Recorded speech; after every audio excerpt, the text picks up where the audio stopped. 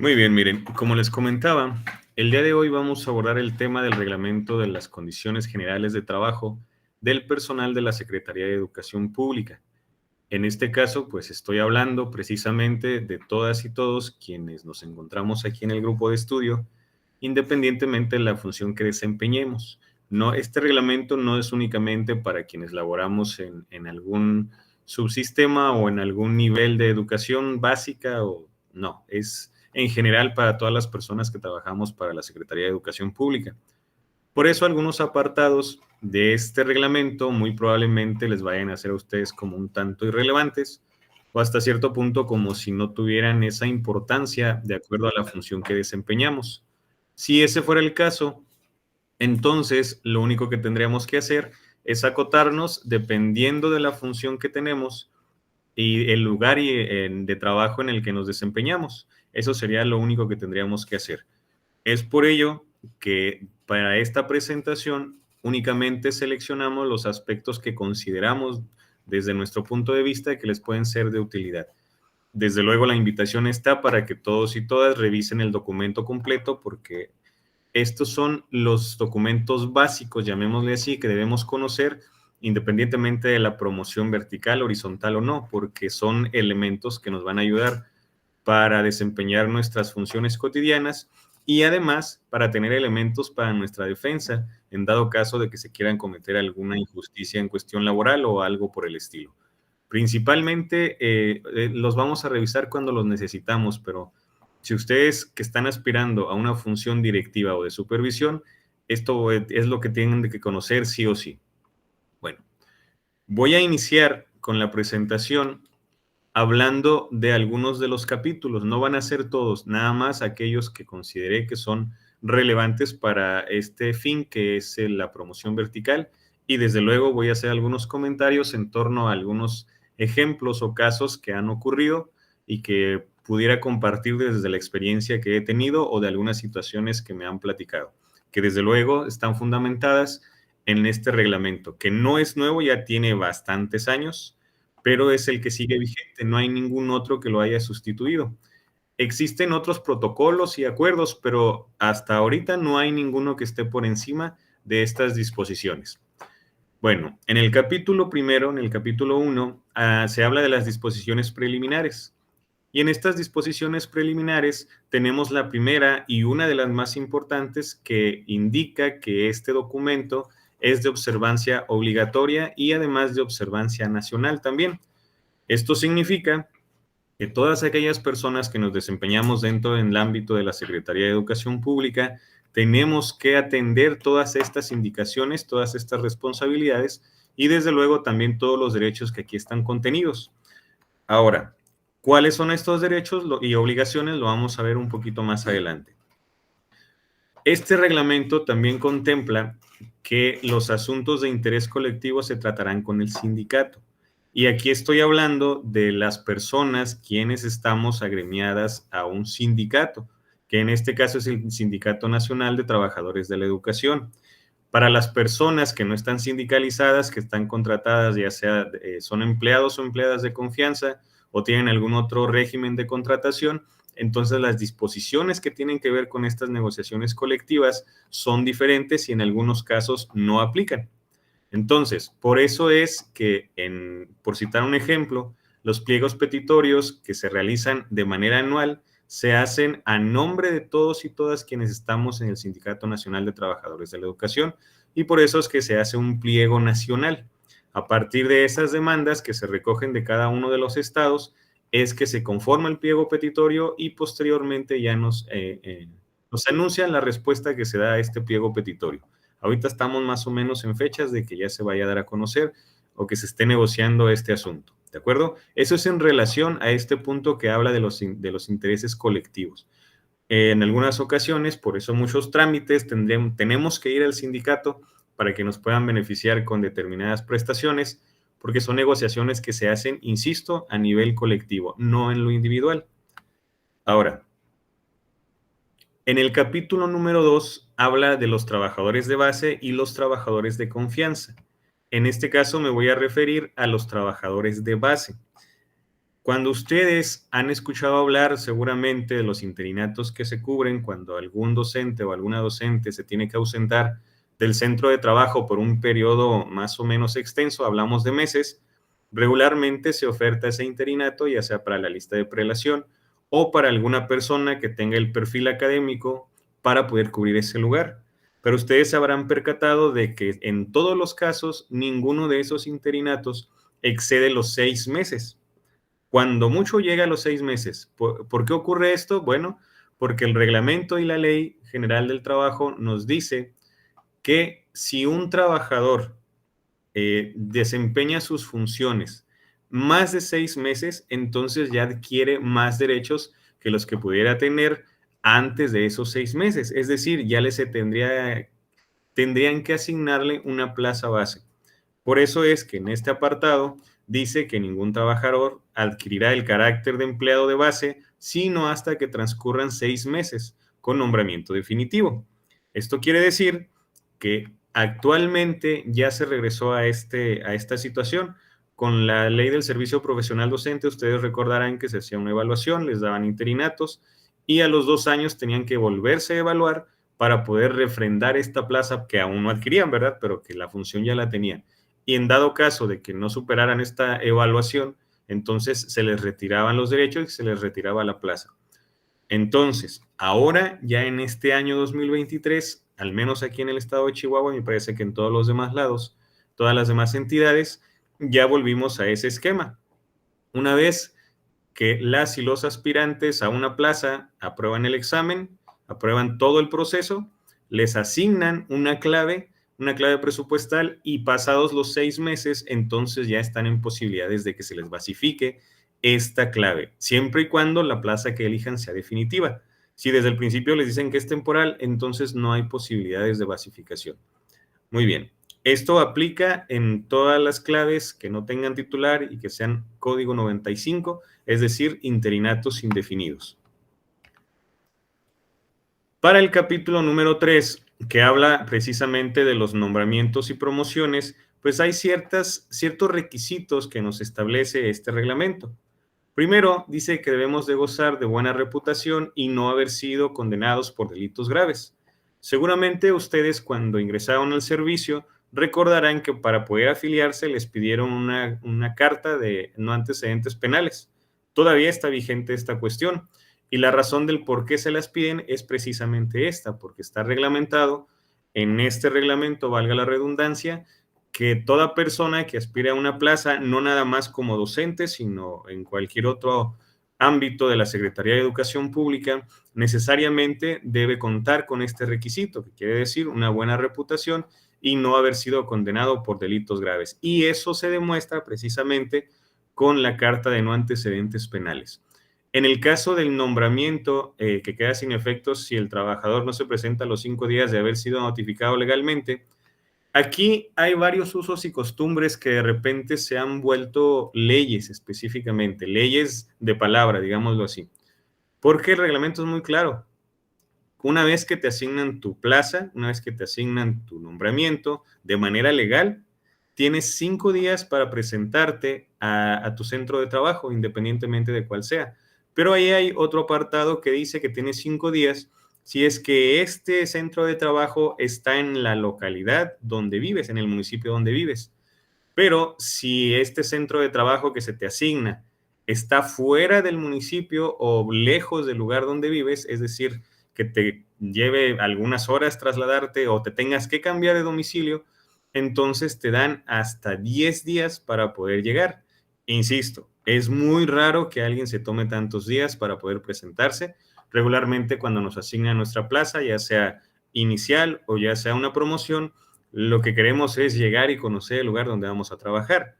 Pero es bueno que ustedes conozcan estos apartados de la legislación porque pues seguramente les van a servir para el examen.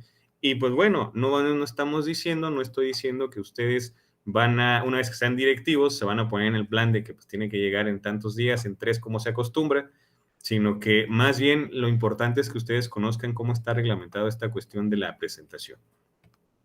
Ahora, Para el capítulo número 4, que este es donde voy a poner más énfasis, me refiero a los derechos y obligaciones de las y los trabajadores. Aquí vamos a hablar y voy a tratar de poner algunos ejemplos, ¿de acuerdo? Miren, aquí dice en el primer punto, asistir con puntualidad al desempeño de sus labores y cumplir con las disposiciones que se dicten para comprobarla. ¿Esto qué quiere decir? Bueno, primero, tenemos que llegar de manera puntual. Y más adelante, en otro de los apartados, vamos a hablar a qué se refiere con esto de puntualidad.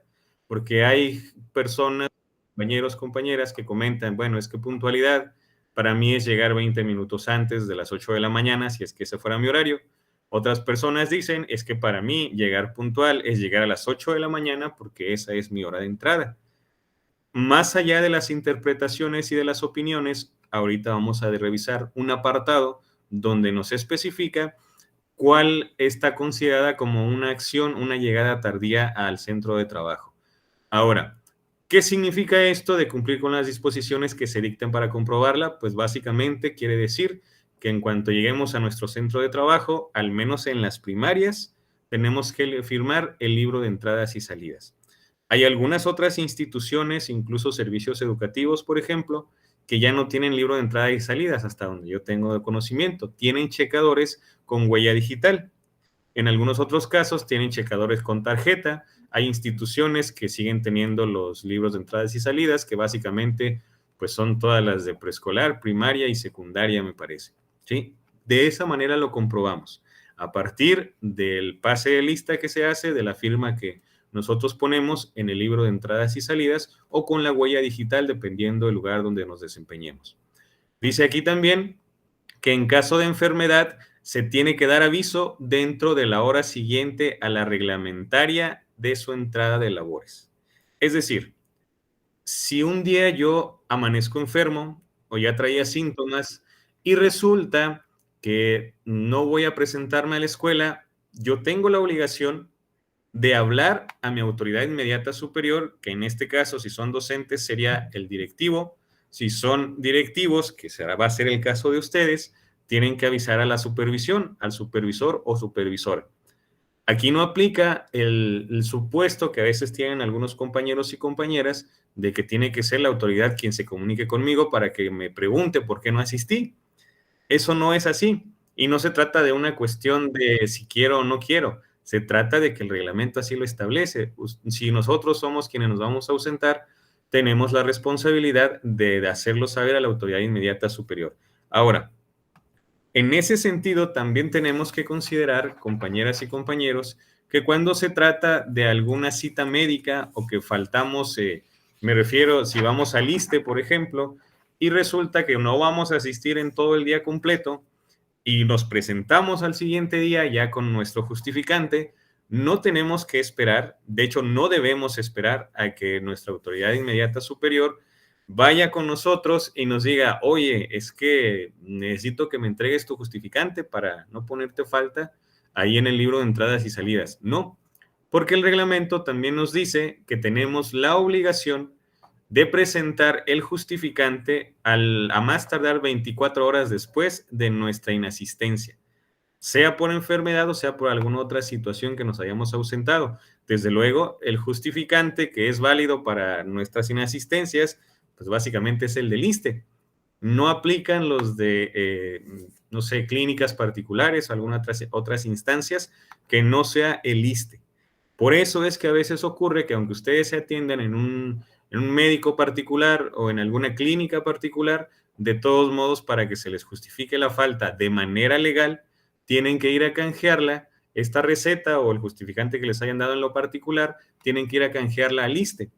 De ahí que, por ejemplo, cuando estábamos en pandemia, bueno, todavía estamos, pero cuando estaba más grave la situación y había muchos contagios, siempre la indicación fue, aunque te hagas la prueba en otra clínica, en otro espacio, tienes que ir al ISSSTE a canjearla para que te valga como una inasistencia justificada. De lo contrario, aplican otros procedimientos que tienen que ver con descuentos, con notas malas y otros asuntos que vamos a ver más adelante. Ahora, en este siguiente punto, compañeras y compañeros, yo siempre pongo énfasis cuando hablo de estos temas, porque a partir de este enunciado, de este pequeño texto, muchas veces hay autoridades inmediatas superiores que se justifican en eso para querer dar indicaciones, órdenes que no corresponden a las funciones de ustedes. Por ejemplo, dice aquí, obedecer las órdenes e instrucciones que reciban de sus superiores en asuntos propios del servicio. Una vez cumplidas, se expresarán las objeciones que ameriten. Y hay ocasiones, estoy segurísimo que ustedes no van a ser así cuando sean directoras y directores, pero es bueno que lo sepan, que se escuchan comentarios como que el director o la directora, el supervisor o la supervisora dice, es que el reglamento es bien claro, si yo te mando a lavar mi carro, tú lo tienes que lavar y ya después de que lo laves, entonces expresas tu objeción, ¿sí? Pero resulta que se les olvida este pequeño apartado o se nos olvida este pequeño apartado que dice instrucciones que reciban de sus superiores en asuntos propios del servicio. Y en el ejemplo extremo que puse de lavar el carro, pues obviamente lavar el carro no es función de ningún docente. Lo van a hacer, bueno, en realidad no es de función de nadie. Lavar el carro de la autoridad inmediata superior. Y así hay muchas situaciones que se pueden perpetrar a partir de la malinterpretación y es con toda la intención y aprovecharse del desconocimiento de los compañeros y compañeras. Entonces, cuando ustedes lean esto y vayan a dar alguna indicación a compañeros o compañeras de la escuela en la que les toque ser directores o directoras, recuerden que no pueden dar órdenes o indicaciones que estén fuera de las funciones, porque de lo contrario estarían cometiendo una falta que se sanciona de manera administrativa y puede tener muchas repercusiones. Y más allá de las repercusiones, pues me parece que las indicaciones tienen que ser de la función que nos toca desempeñar, ¿de acuerdo? Muy bien. Ahora, para el capítulo número 5 que habla de las jornadas de trabajo, aquí, como les decía, esta cuestión del aumento de horas, es decir, las horas extra, no aplica del todo para las personas que trabajamos por jornada, por ejemplo, quienes estamos en una primaria o en un preescolar. Pero en ocasiones, pues por diversas circunstancias nos quedamos después de nuestro horario de trabajo, pero como estamos por jornada y no por horas, pues bueno, aún así esas horas deberían pagársenos, ¿verdad? Pero pues no pasa.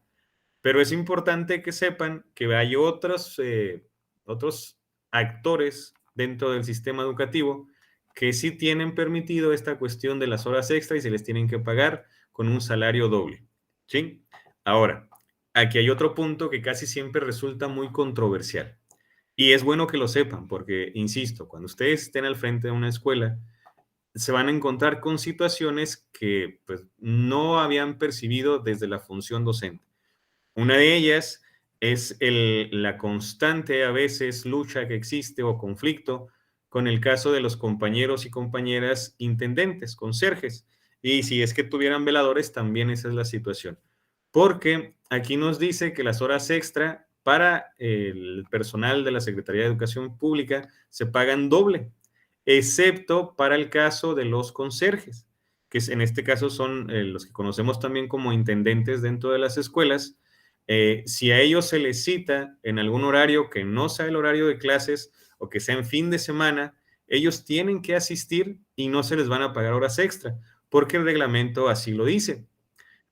Pueden considerarlo como justo, como injusto, pero a final de cuentas eso es lo que nos está diciendo el reglamento, ¿de acuerdo? Ya ustedes desde su perspectiva, desde su criterio podrán decidir, pero para el examen, compañeras y compañeros, el criterio no es algo que tengamos que aplicar. Ahí, si dice qué debe hacer el director, si necesita que el conserje, el intendente, vaya en la tarde y el intendente le dice que no, entonces ustedes se remiten al reglamento y ahí dice que sí tiene que ir. Y en caso de que no vaya, ustedes como directores o directoras tienen la facultad de emprender acciones administrativas para sancionar la inexistencia a una convocatoria que se hizo para él o la intendente. Ahora, en el capítulo número 6, que hace referencia a los horarios de trabajo, dice que los establecerán, pues bueno, se da una tolerancia de 10 minutos para llegar al trabajo y hay un tiempo que se debe dedicar precisamente a la jornada laboral, dependiendo si están en un nivel de secundaria, pues las horas que les estén pagando, las horas que tengan de ustedes, Y si estamos en una jornada laboral, pues bueno, son 4 horas y media, incluyendo el receso. ¿De acuerdo? Estos horarios, para poder empezar las clases, en este caso, si somos docentes y son directivos para incorporarse al servicio, que en este caso también es muy importante que ustedes conozcan cuáles son las obligaciones, las responsabilidades de las y los docentes, porque ustedes, como directores o directoras, se tienen que encargar de que todas estas responsabilidades se cumplan. Y si no se cumplen, entonces también son los encargados y encargadas de emprender acciones para sancionar el incumplimiento de dichas circunstancias. ¿De acuerdo? Toda esa responsabilidad les toca a ustedes, más otras tantas que vamos a ver. Por ejemplo, en el capítulo 10, que nos habla también de las licencias, seguimos en el reglamento de las condiciones generales. Las licencias, existen dos tipos de licencias, ¿sí? Las primeras que les voy a mencionar son las que son sin goce de sueldo. Estas aplican para puestos de confianza, elección popular, comisiones oficiales y sindicales.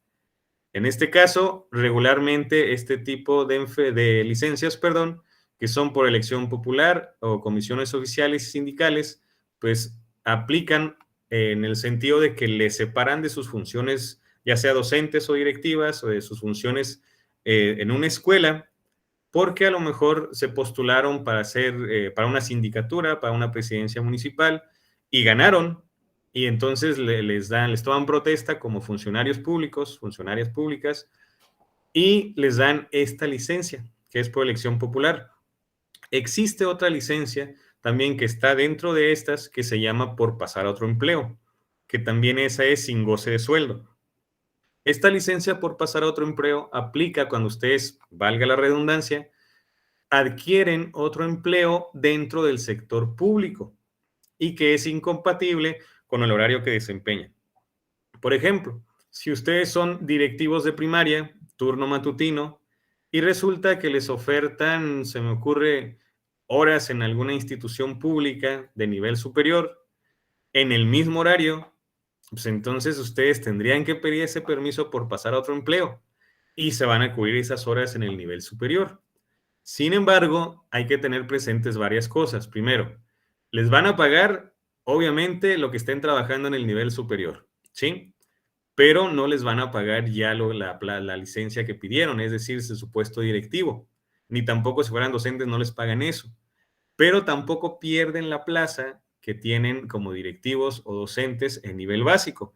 Digamos que se las están cuidando mientras ustedes trabajan en el nivel superior. Si al final les conviene más o ya no pueden sostener ambas plazas, entonces ustedes tendrán que tomar de la elección y pues la mayoría de la gente cuando le conviene más en nivel superior renuncia a nivel básico, ¿sí? Caso contrario, entonces resulta que no ven futuro en el nivel superior, dejan esas horas y regresan a su plaza que vuelven a retomar. Claro que al retomar después de una licencia por pasar a otro empleo o por asuntos particulares de 6 meses o 3 meses, tienen que iniciar el proceso como si se volvieran a afiliar.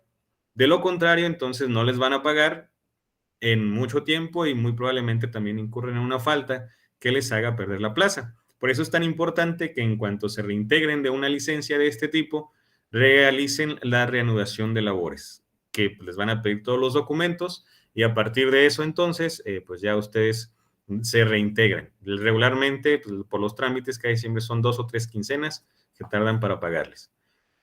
Y está la otra que les comentaba ahorita ya de manera así muy rápida, el arreglo de asuntos particulares que pueden tener desde 30 días, 90 días y 180 días, dependiendo la antigüedad que tengan, ¿sí?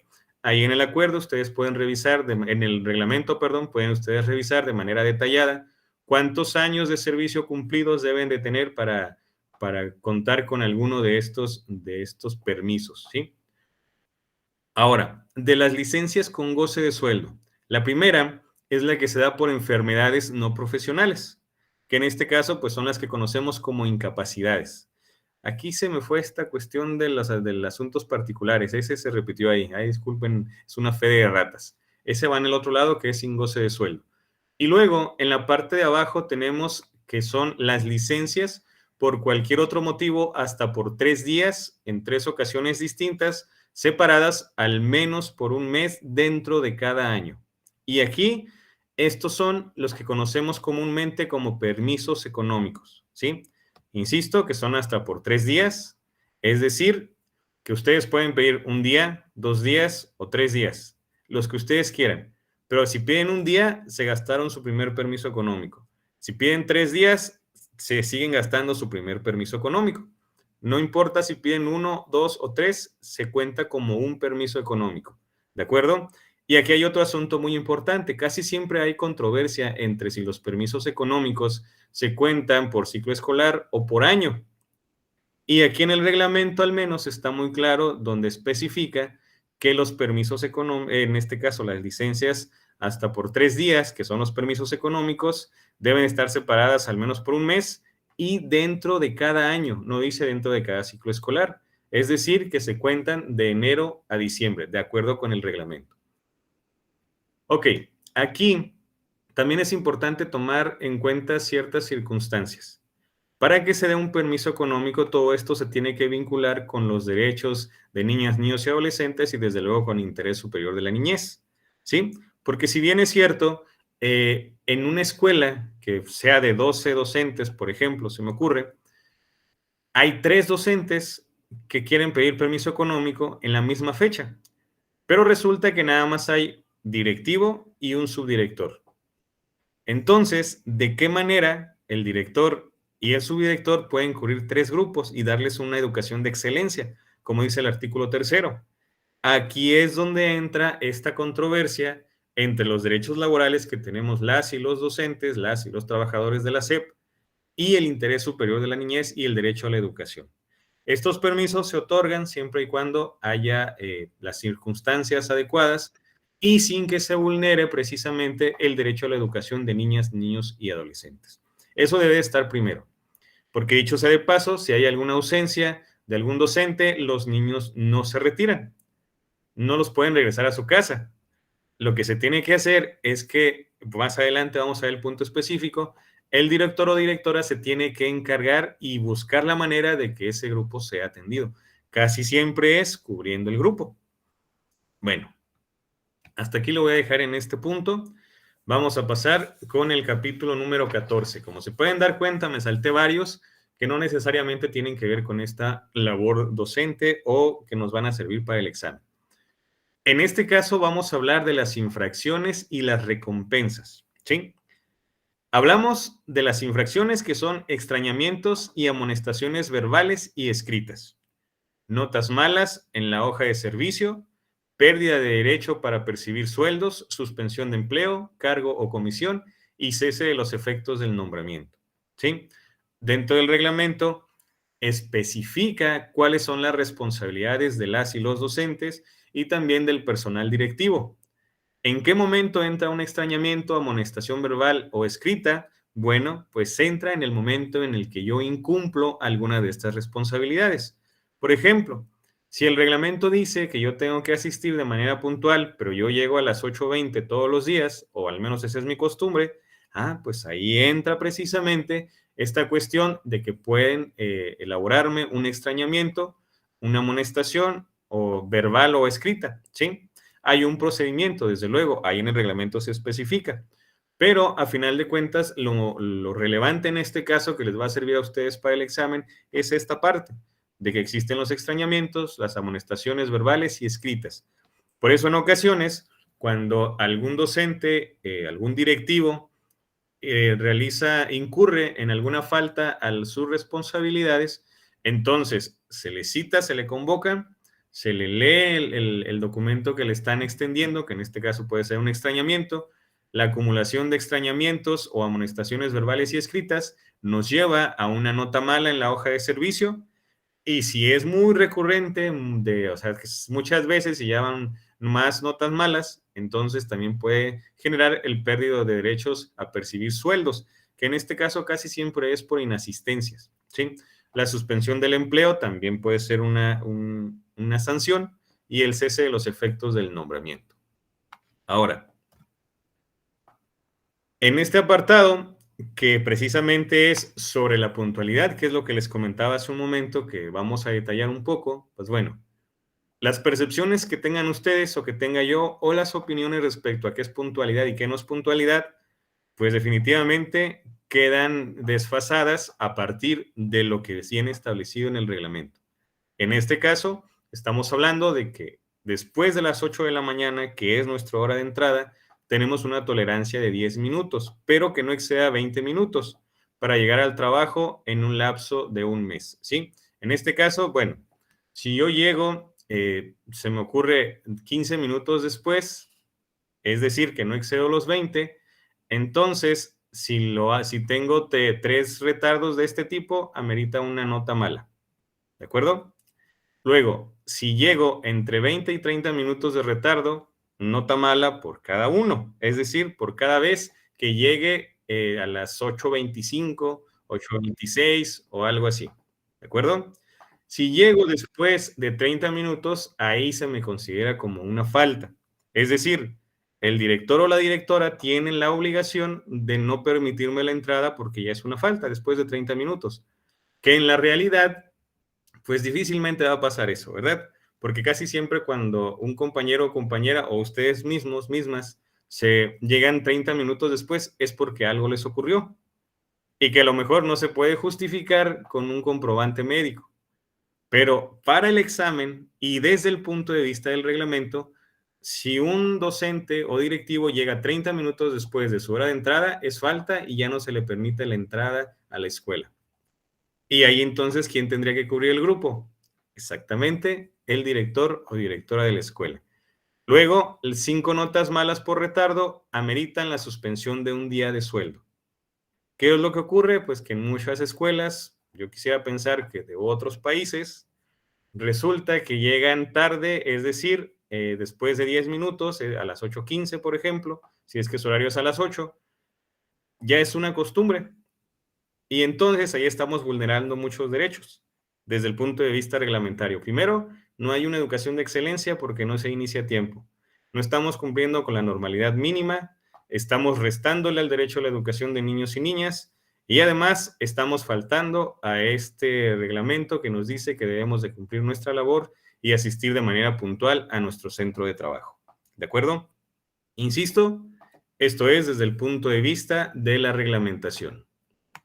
Ahora, si pasamos al otro documento, que es el acuerdo número 96, voy a hacer un recuento así bien sencillo. El documento anterior aplica para todos y todas quienes trabajamos en la Secretaría de Educación Pública, ¿de acuerdo? Servicios Educativos del Estado de Chihuahua, Secretaría de Educación y Deporte, una primaria, una secundaria, para todo el mundo. El acuerdo 96 aplica únicamente para las escuelas primarias, ¿sí? Por eso es que decidimos ponerles primero el reglamento, que es el más amplio, y posteriormente el acuerdo 96. Y el acuerdo 96 también establece algunas cuestiones muy interesantes. Por ejemplo, nos dice que este documento aplica para escuelas primarias de la Secretaría de Educación Pública, sean públicas o privadas. En este caso, pues bueno, ya en la realidad a veces dista un poquito de esto, pero desde el punto de vista legal sí aplica para ambas instancias, públicas y privadas. Ahora, ¿qué es lo que pretende este reglamento? Pues cumplir con los objetivos apegados al artículo 3º. Y por tanto, si un docente se ausenta sin avisar, está negando el derecho a la educación. Si un directivo se ausenta sin avisar, está negando un derecho a la educación de excelencia. ¿Sale? Todas estas cuestiones nos llevan a que los documentos que hemos revisado, los que vamos a revisar más adelante, tenemos que vincularlos para poder encontrar la respuesta correcta para el examen. Y desde luego para nuestra práctica cotidiana, ¿verdad? Pero en este caso, la finalidad inicial al menos es poder contestar las preguntas del examen.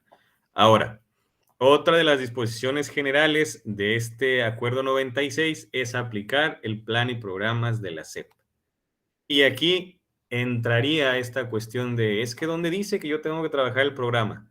Bueno, pues en el artículo 3º, en la Ley General de Educación, en la Ley General de Derechos de Niñas, Niños y Adolescentes y además en el Acuerdo 96. Que este Acuerdo 96 es de allá del 40 75, 70 y algo, no recuerdo la fecha exacta, pero ya es bastante, bastante longevo. Entonces, en ese sentido, todos los documentos que vamos a revisar nos hacen referencia a aplicar el plan y programas de la SEP. Y entonces, como en la sesión anterior que preguntábamos, ¿qué pasaría si un docente o una docente se niega a trabajar los temas que hacen referencia a la salud sexual y reproductiva? Pues, ¿qué pasaría? Que incurre en una falta. Y aquí está en el acuerdo 96. Desde ese entonces ya se hablaba de la aplicación del plan y programas de la SEP. Entonces, los documentos que revisamos en la sesión anterior lo corroboran y lo reafirman. Así que eso no hay que perderlo de vista.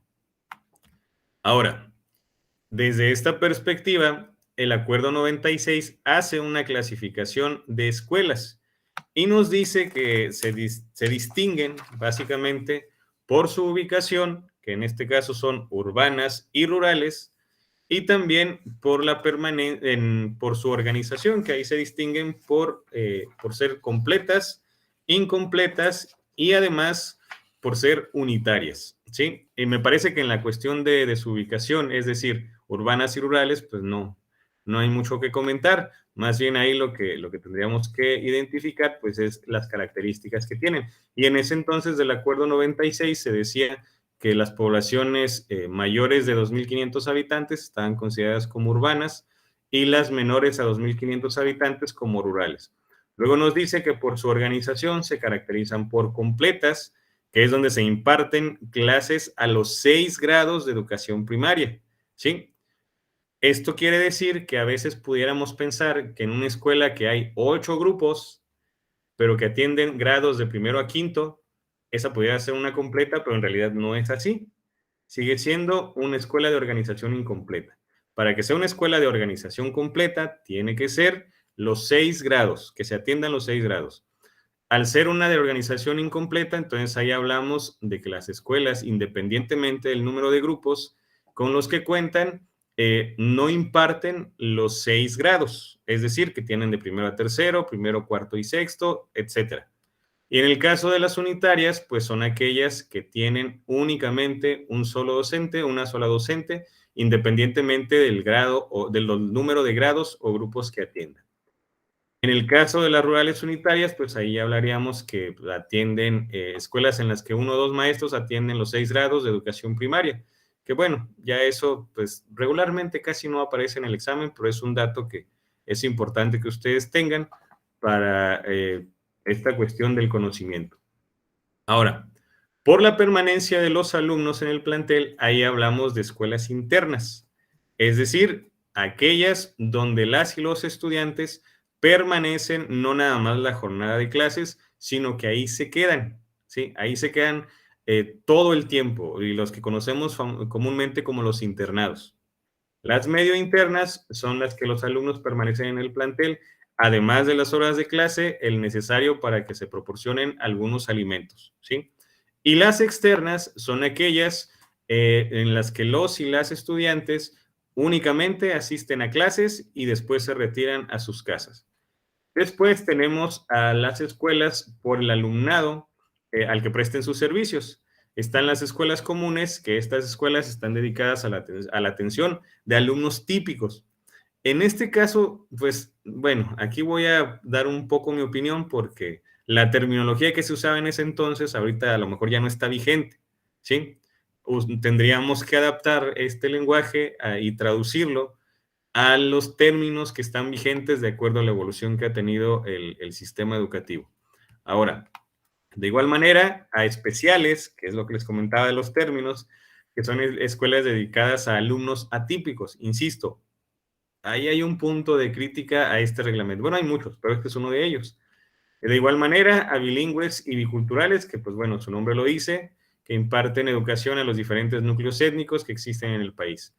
Igual existen escuelas que se clasifican por el sexo de los alumnos, unisexuales, que atienden a alumnos y alumnos, mejor dicho, o alumnas de un solo sexo, las mixtas, que pues su nombre lo dice, ambos sexos, y las escuelas oficiales serán también mixtas.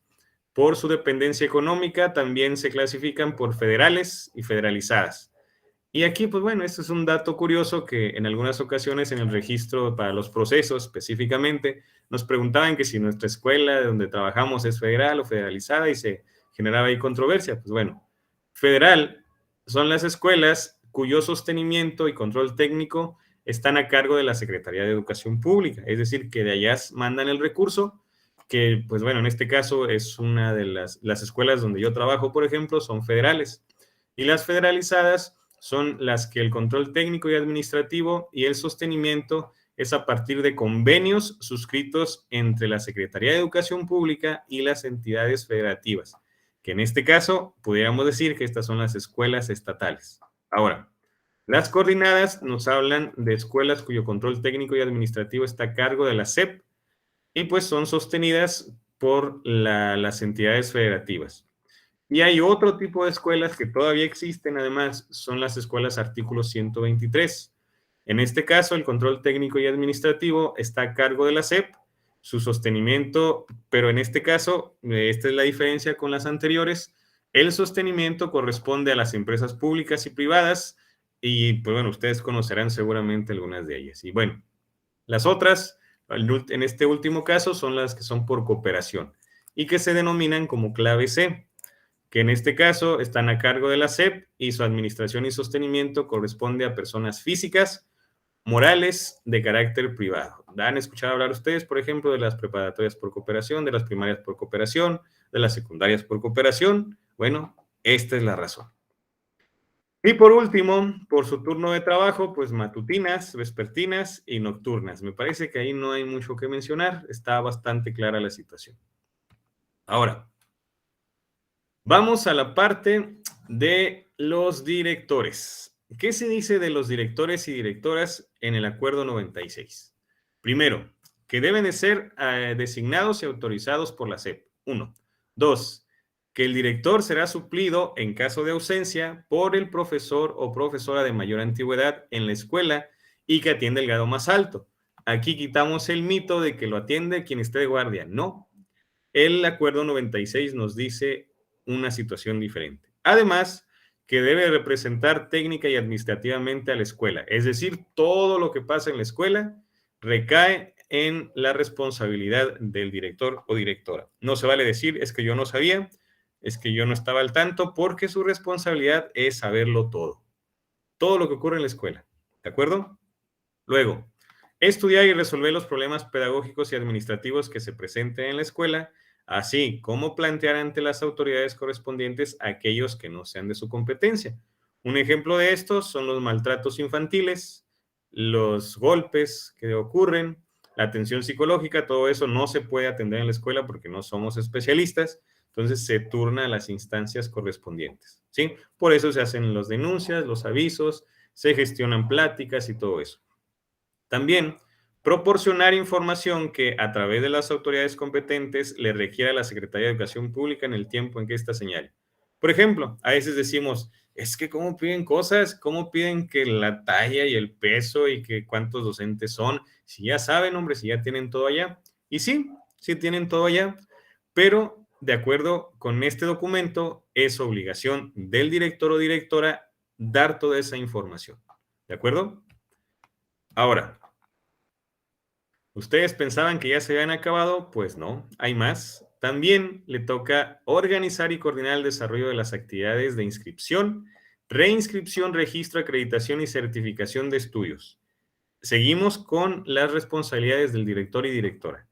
De igual forma, dictaminar las medidas necesarias para garantizar la atención de los grupos que se quedan sin maestro. ¿Qué es lo que les comentaba? El director o directora se tiene que asegurar de que reciban clases. Si van a autorizar un permiso, es su responsabilidad, una de dos.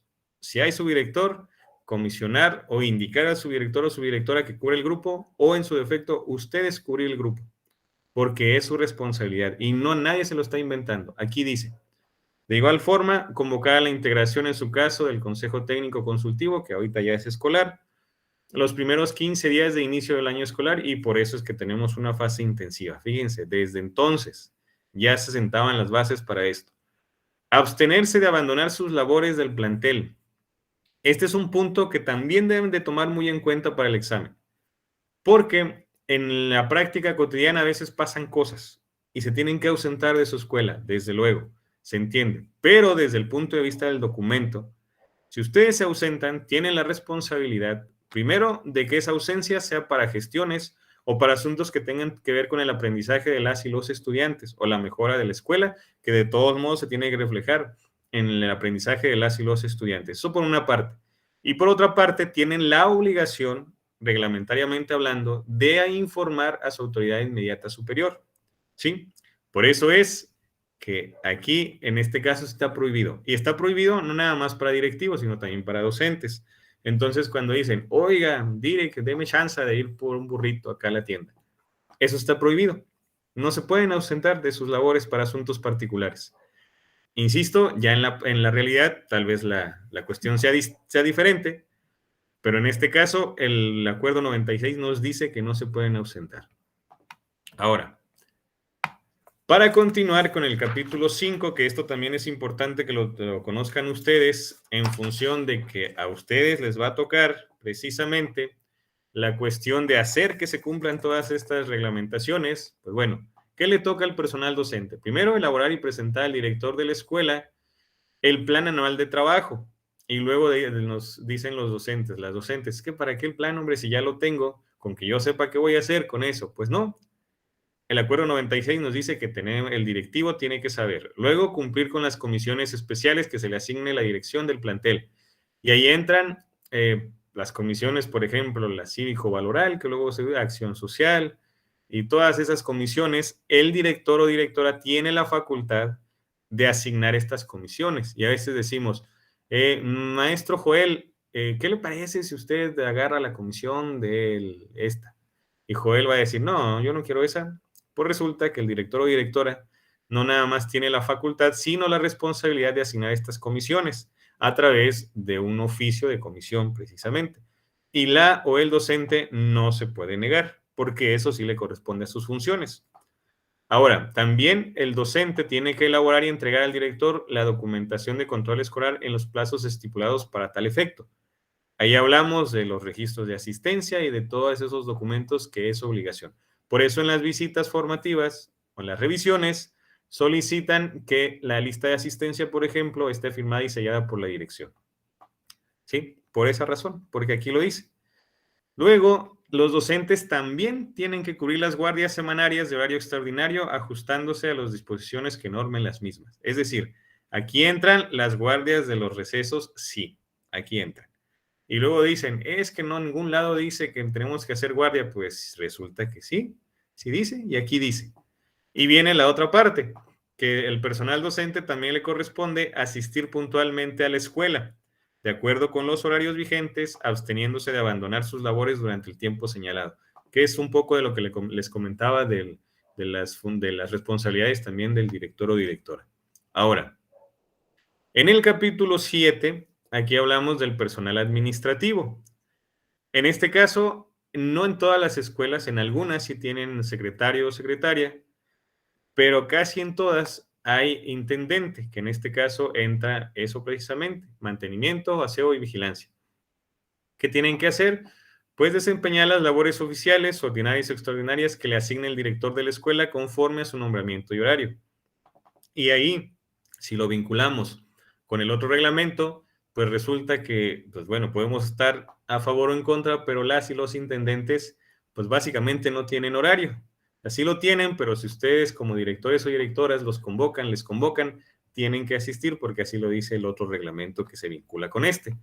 Luego, realizar las demás funciones que, siendo análogas a las anteriores, le atribuya el presente ordenamiento y otras disposiciones aplicables. Muy bien.